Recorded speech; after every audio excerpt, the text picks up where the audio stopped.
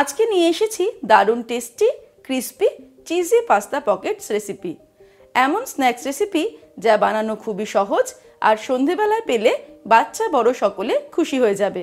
তাহলে চলুন দেখে নিই সুপার ডেলিশিয়াস পাস্তা পকেটস আমরা কিভাবে তৈরি করব। সবার প্রথমে আমি নিয়ে নিয়েছি একটা নামি কোম্পানির পাস্তা।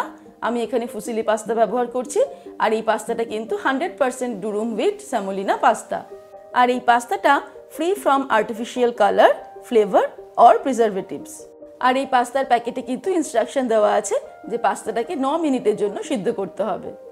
এবারে আমি পাস্তার প্যাকেটটা কেটে সেখান থেকে 1 কাপ পরিমাণ পাস্তা নিয়ে নেব। তারপর একটা প্যানের মধ্যে বেশ কিছুটা পরিমাণে জল গরম করব। জলটা যেই ফুটতে শুরু করবে তার মধ্যে দিয়ে দেব 1/2 টিস্পুন পরিমাণ নুন। তারপর এর মধ্যে অ্যাড করে দেব ফুসিলি পাস্তা 1 কাপ। এবার এই পাস্তাটাকে 9 মিনিটের জন্য সিদ্ধ করতে হবে।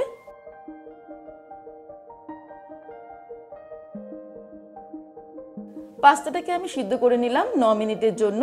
এবারে আমি ওভেনটাকে অফ করে দিয়ে পাস্তাটা জল থেকে ঝরিয়ে নেব। তারপর ফিরে আসছি। পাস্তা সিদ্ধ করে নেওয়ার পর এবারে আমি একটা ছোট প্যান গরম করে নিয়েছি।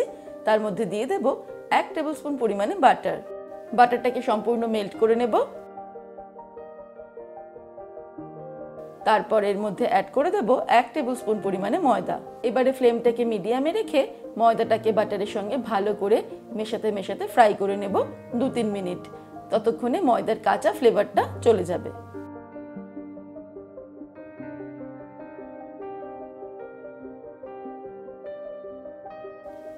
ময়দাটাকে 2 মিনিট মতো ফ্রাই করে নিলাম মিডিয়াম ফ্লেমে। ময়দা ভাজার একটা সুন্দর গন্ধ কিন্তু বেরোনো শুরু হয়ে গেছে। এবারে আমি এর মধ্যে অ্যাড করে দেব দুধ। দুধটাকে অল্প অল্প করে অ্যাড করতে হবে আর ভালো করে ময়দার সঙ্গে মিশিয়ে নিতে হবে। আমি দুধটাকে আগে থেকেই জাল দিয়ে ঠান্ডা করে রেখেছিলাম।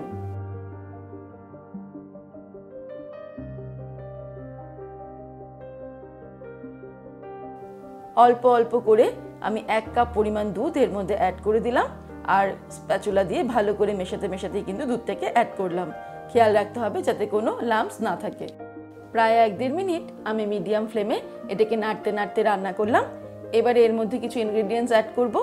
যেমন প্রথমেই দিয়ে দিচ্ছি 1/2 টিস্পুন পরিমাণে অরিগানো, দিয়ে দেব 1/2 টিস্পুন পরিমাণে চিলি ফ্লেক্স, আর দিয়ে দিচ্ছি 1/4 টিস্পুন পরিমাণে গোলমরিচের গুঁড়ো, আর দিয়ে দিচ্ছি 1/2 টিস্পুন পরিমাণে নুন। তবে আপনারা নুনটা স্বাদ অনুসারে অ্যাড করবেন। তারপর সবকিছুকে মিশিয়ে নিয়ে আবারও মিনিট খানেক নাড়তে নাড়তে রান্না করলেই আমাদের হোয়াইট সস কিন্তু একদম রেডি হয়ে যাবে। 1 মিনিট রান্না করে নিলাম মিডিয়াম ফ্লেমে নাড়তে নাড়তে। আমাদের হোয়াইট সসটা একদম রেডি হয়ে গেল। এবারে এর মধ্যে সিদ্ধ করে রাখা পাস্তাটা অ্যাড করে দেব। তারপর সবকিছুকে আবারও ভালো করে মিক্স করে নিতে হবে।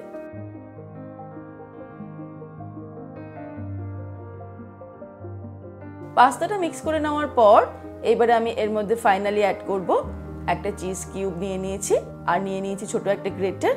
এই চিজ কিউবটাকে গ্রেটারে গ্রেট করে এর মধ্যে অ্যাড করে দিতে হবে। চিজ অ্যাড করার পর আরেকবার মিশিয়ে নিচ্ছি ভালো করে। তারপর ওভেনটাকে অফ করে দেব, কারণ আমাদের পাস্তা পকেটের জন্য হোয়াইট সস পাস্তা একদম রেডি। এবার এই পাস্তাটা আমি অন্য একটা বোলের মধ্যে নিয়ে নেব। এটাকে সামান্য ঠান্ডা হতে দিতে হবে আর সেই সময় আমরা কিছু কাজ সেরে নেব। এবারে আমি নিয়ে নিয়েছি স্যান্ডউইচ ব্রেড। এই ব্রেডটা কিন্তু একদম ফ্রেশ ইউজ করতে হবে। তারপরে আমি ছুরি দিয়ে এই ব্রেডের চারিদিকের ব্রাউন অংশগুলো কেটে নেব। ব্রাউন অংশগুলো কেটে নেওয়ার পর কিন্তু ফেলে দেওয়ার দরকার নেই, কারণ একটু পরেই এগুলো দিয়ে আমি ব্রেড ক্রাম্বস তৈরি করে নেব।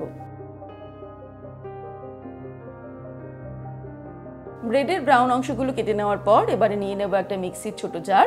তার মধ্যে এই ব্রাউন অংশগুলো ছোট ছোট টুকরো করে নিয়ে নেব। তারপর এটাকে মিক্সিতে ব্লেন্ড করে নিলেই আমাদের ব্রেড ক্রাম্বস রেডি হয়ে যাবে। এবারে আমি ব্রেড নিয়ে নিয়েছি। এগুলোকে বেলনের সাহায্যে একদম পাতলা করে বেলে নিতে হবে। এই দেখুন আমি এইভাবে ব্রেডগুলোকে বেলে নেব। এটা কতটা পাতলা হয়ে গেছে, একদম শীটের মতো। যদি ফ্রেশ ব্রেড আমরা না ইউজ করি তাহলে কিন্তু এত সুন্দর করে এগুলোকে বেলা যাবে না। এইভাবে প্রথমে আগে পাউরুটিগুলোকে বেলে নিতে হবে। এইভাবে পাউরুটি শীটগুলো আমি রেডি করে নিয়েছি কয়েকটা। তারপর চলে যাব পরের স্টেপে।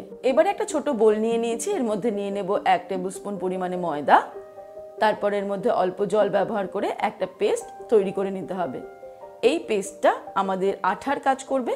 যখন আমরা পাস্তা পকেটগুলো তৈরি করব তখন এই গ্লুটার সাহায্যে আমরা চারিদিকটা মুড়ে দেব।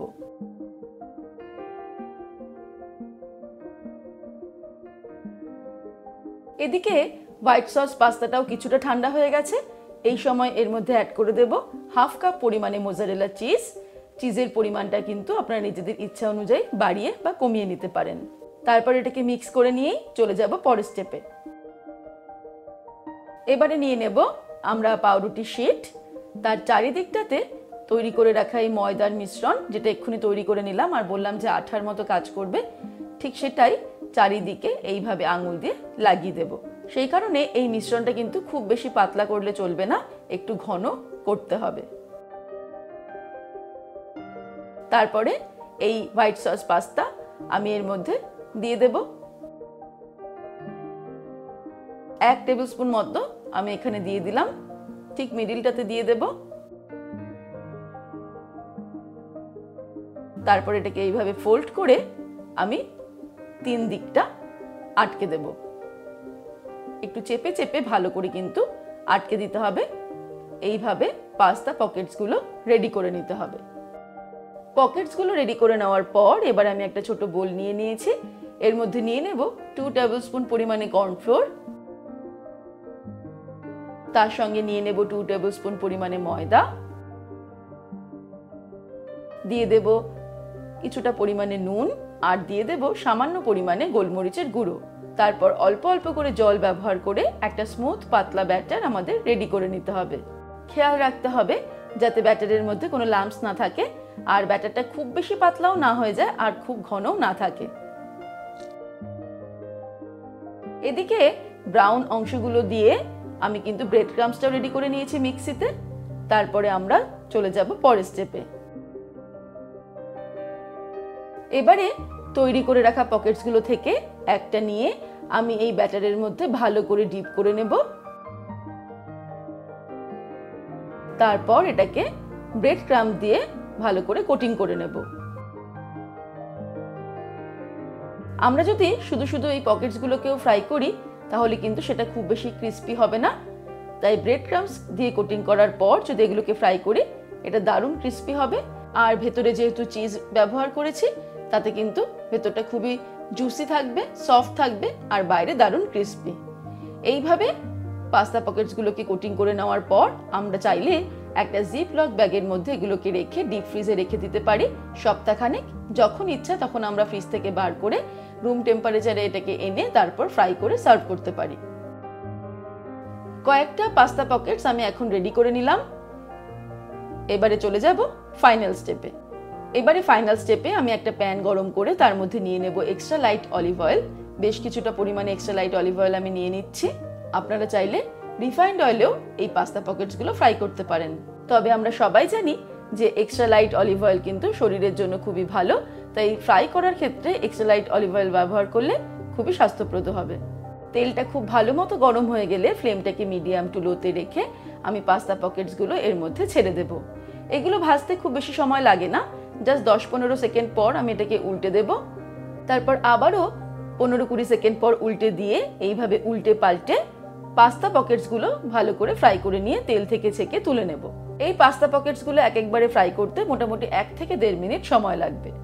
ব্যাস তৈরি হয়ে গেল দারুণ tasty crispy cheesy pasta pockets. এবারে এই গরম গরম চিজি পাস্তা পকেটসগুলো আমি পাস্তা অ্যান্ড পিৎজা সসের সঙ্গে সার্ভ করে দিচ্ছি, যেটা ভীষণই চটপটা টেস্টের। আপনারা চাইলে কিন্তু টমেটো কেচাপের সঙ্গেও এটাকে সার্ভ করতে পারেন। এমন স্ন্যাক্স আইটেম সন্ধেবেলায় পেলে বাচ্চা বড় সকলে খুশি হয়ে যাবে। এবারে আপনারাও ট্রাই করে দেখতে পারেন আর আমায় অবশ্যই জানাবেন বাড়ির সকলের কেমন প্রশংসা পেলেন। প্রতিদিনের মতন আজকের রেসিপিটাও ভালো লাগলে লাইক ও শেয়ার করতে ভুলবেন না। আর এমনই দারুণ দারুণ রেসিপির আপডেট পেতে আজই শম্পাস কিচেন চ্যানেলটি সাবস্ক্রাইব করে নিন। ভালো থাকবেন, সুস্থ থাকবেন।